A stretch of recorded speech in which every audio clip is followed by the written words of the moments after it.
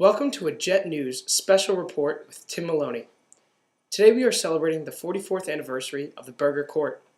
First, we will ship it over to a White House with our wonderful investigative journalist, Emily Portuguese, who will delve into the backgrounds of Chief Justice Warren Burger himself, along with fellow Associate Justices. Emily?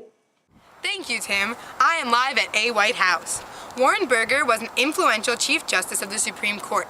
Born in 1907 in St. Paul, Minnesota, he lived a simple life with his 6 siblings and parents Catherine and Charles Burger.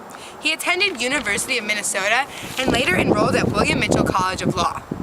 In his political career, he was key in Dwight D. Eisenhower's nomination and was then appointed as the Assistant Attorney General in charge of the Civil Division of the Justice Department.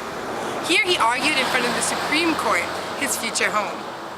Other roles included the Court of Appeals and finally the Supreme Court.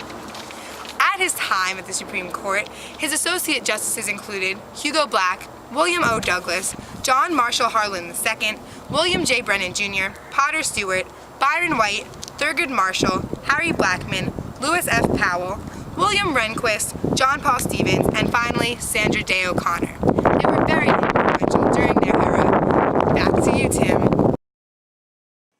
Thank you, Emily. That was indeed a wonderful White House. Now we send it over to our court specialist, Tyler Regan, for some insight into Nixon's impact on the Burger Court. Thank you, Tim. With Chief Justice Earl Warren retiring in 1969, the fledgling President Richard M. Nixon wanted to appoint a strict constructionist, whose values of interpreting the Constitution narrowly were in line with traditional conservative views. As a result, the Burger Court was more conservative than the liberal Warren Court before them, but still liberal in certain decisions like Roe v. Wade. Back to you, Tim. Thank you, Tyler. The era of the Burger Court was a trying time in our nation's history. The Cold War was in full swing. Hostilities in Vietnam, which had carried over from Lyndon Johnson's presidency, were at their height. Nixon's impeachment marred the office of the president.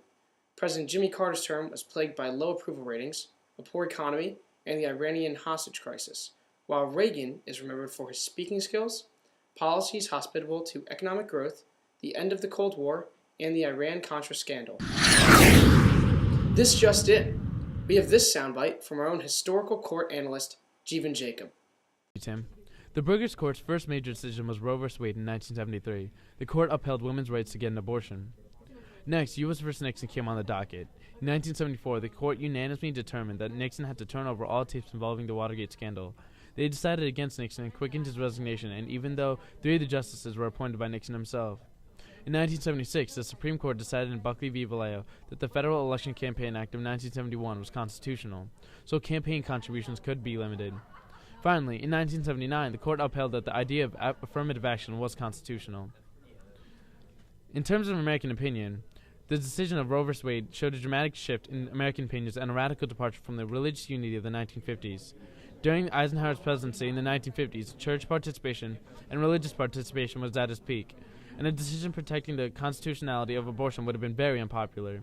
But in the 1970s, the women's rights movement took it precedent over the once strong religious values of America. In terms of justices, these cases show that they were not afraid to break new ground with Roe v. Wade, and were not afraid to limit the power of the president with U.S. v. Nixon. Thank you, Tim. Thank you, Jeevan.